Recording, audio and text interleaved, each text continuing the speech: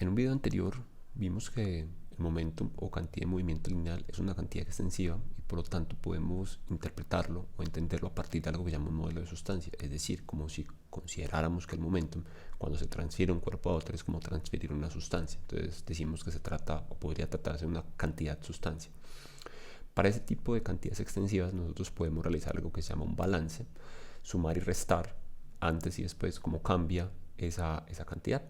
Y eso fue lo que hicimos en dos partes, que la segunda parte es la que nos va a ocupar este video.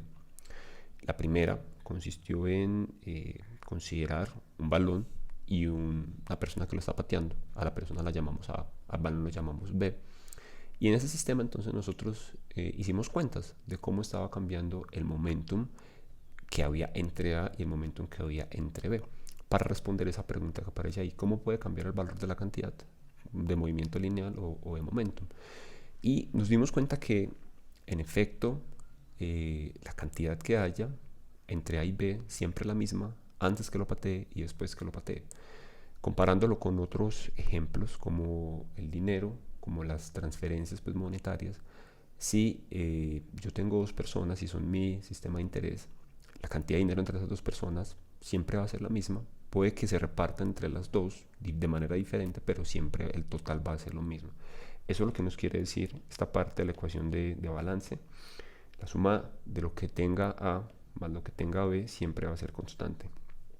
No consideramos que haya algo que entre o salga del sistema o que dentro del sistema se pueda crear o destruir, haya una fuente o un sumidero de esa cantidad.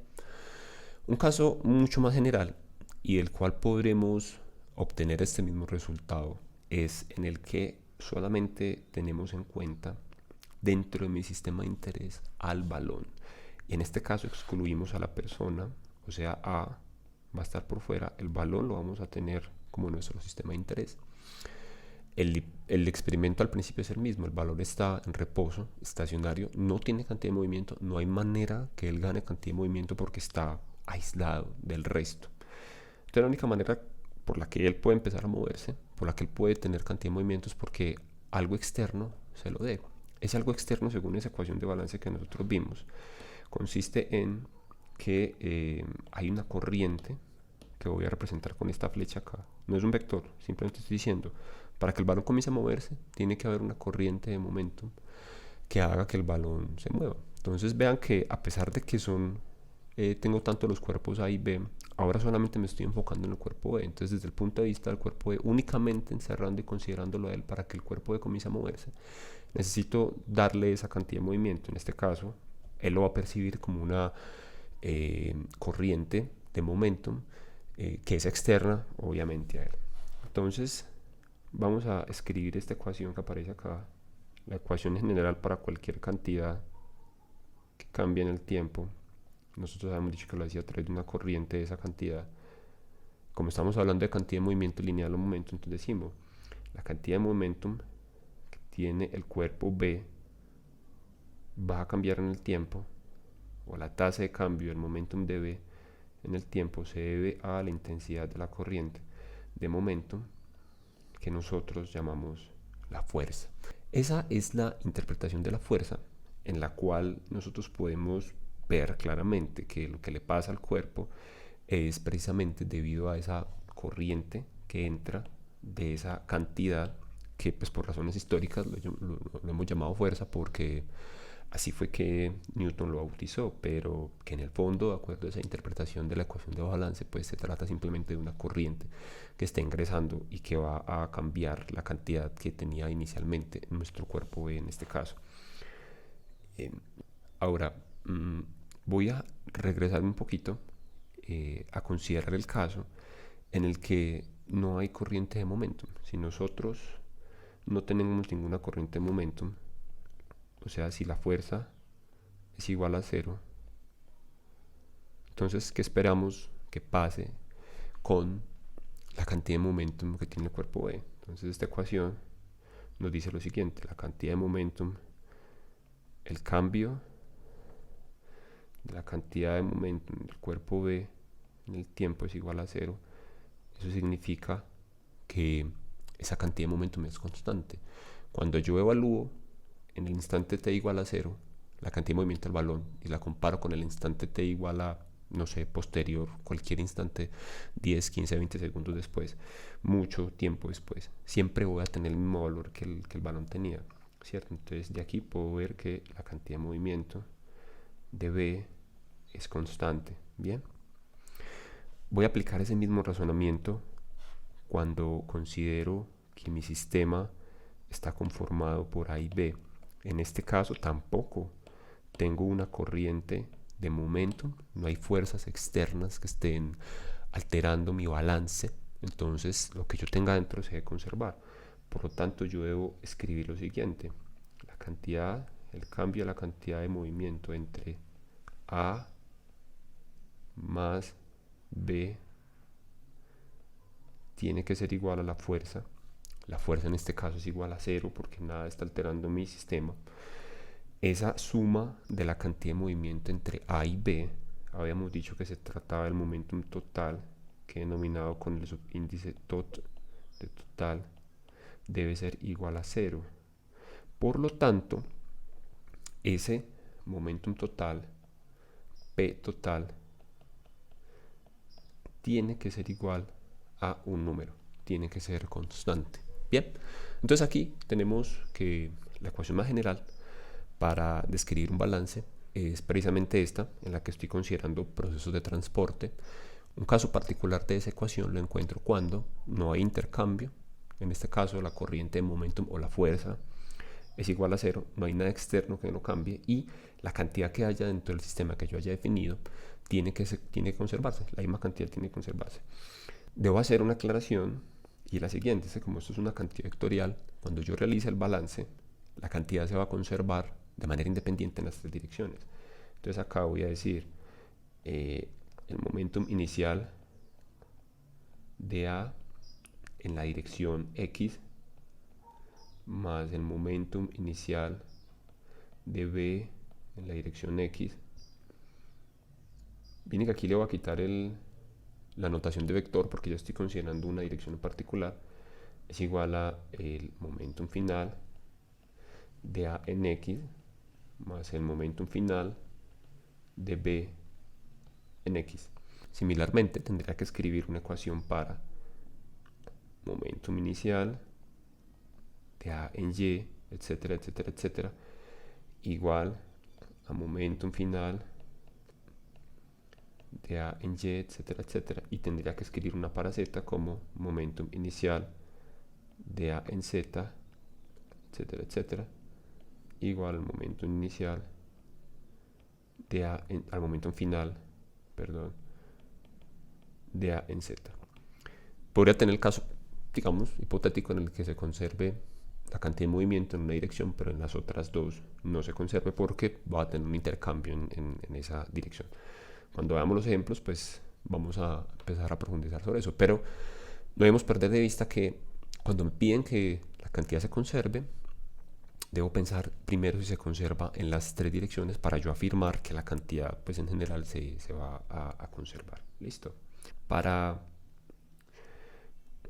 reafirmar como ese carácter de ecuación de balance que implica procesos de transferencia, que en general escribimos como el cambio de la cantidad X en el tiempo, la tasa de cambio de la cantidad X está o es proporcional a la corriente de esa cantidad que está fluyendo. Entonces consideremos una niña que está jalando un carrito, mi sistema de interés va a ser este carrito, listo, y voy a imaginarme que aquí tengo una superficie de control, acá dice la S, tengo una superficie de control. Voy a contabilizar qué entra y qué sale a través de esa superficie de control. En la medida en que la niña va jalando el carrito, entonces, ¿qué esperamos que le pase al carrito? ¿Hacia dónde se tiene que mover? Si la niña lo está jalando en esta dirección, ¿hacia dónde se tendría que mover el carrito? Pues también se tendría que mover hacia acá. El carro que antes estaba en reposo, miren que su cantidad de movimiento era igual a 0 porque su velocidad era igual a 0. Ahora tiene una cantidad de movimiento distinta. Esa cantidad de movimiento, ¿dónde la sacó? Del mismo no pudo haber sido, porque él no, pues digamos, no tiene forma, no está equipado de un motor, entonces él va a estar en reposo por siempre hasta que algo cambie su estado de reposo. que es de hecho la primera ley, que es la observación de que si usted le da cantidad de movimiento a algo, pues eso se va a empezar a mover.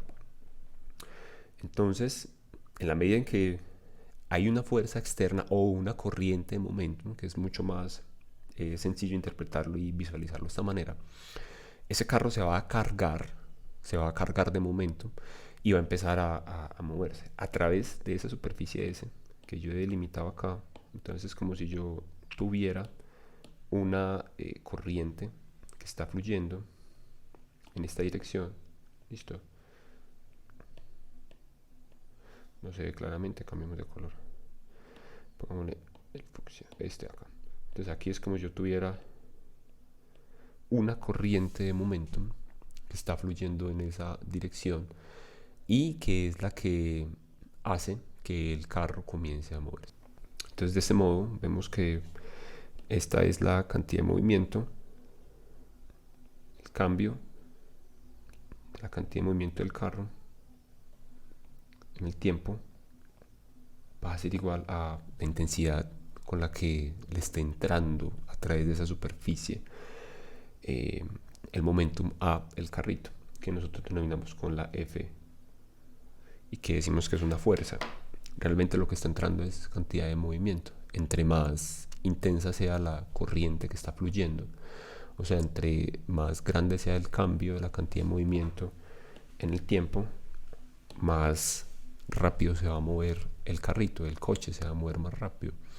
Eso incluso se puede ver reflejado en qué tanto se estira o se alarga la cuerda cuando está fluyendo esa cantidad de movimiento. Cuando fluye muy poca cantidad de movimiento, cuando la niña no lo ala con demasiada fuerza, no hace que fluya demasiada cantidad de movimiento, pues la cuerda no se va a tensar demasiado.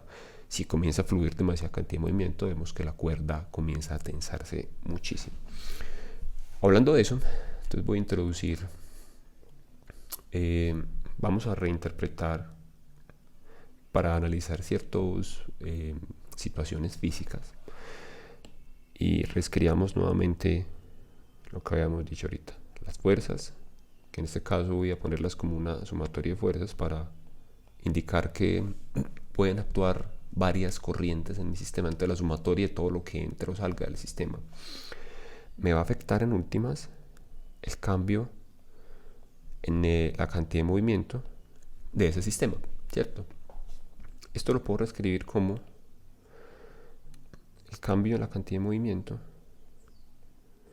va a ser igual a la sumatoria de las fuerzas o de la intensidad de corriente de momentum por el tiempo que le toma esa corriente, el tiempo que esa corriente está teniendo una interacción con mi sistema.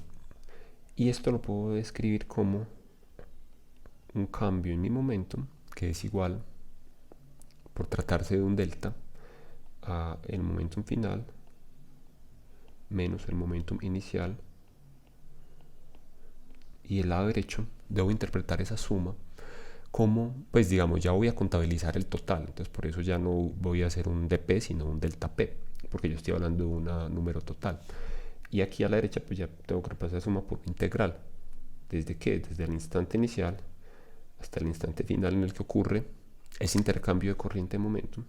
Entonces esto va a ser la suma de la fuerza, la sumatoria de todas las fuerzas, por el intervalo de tiempo en el que haya ocurrido.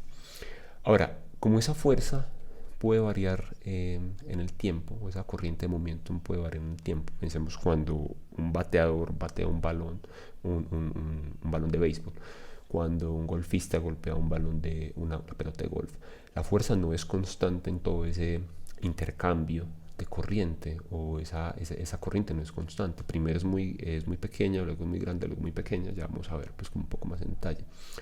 Entonces se define una fuerza promedio en el tiempo que tiene más o menos esta forma,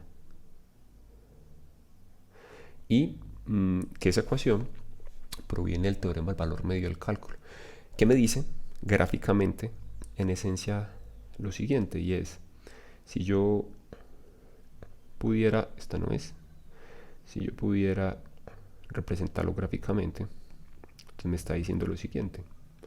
Acá tengo una comparación de la fuerza o de la corriente de momento. Entonces al principio, en el instante inicial, la corriente de momentum puede ser muy pequeña, como en los ejemplos que les acabo de exponer. Cuando alguien bateador golpea una pelota de béisbol, al principio el golpe, digamos, el intercambio es muy pequeño, luego el intercambio se hace muy grande, luego se vuelve a hacer otra vez muy pequeño cuando la pelota vuelve a dejar el bat.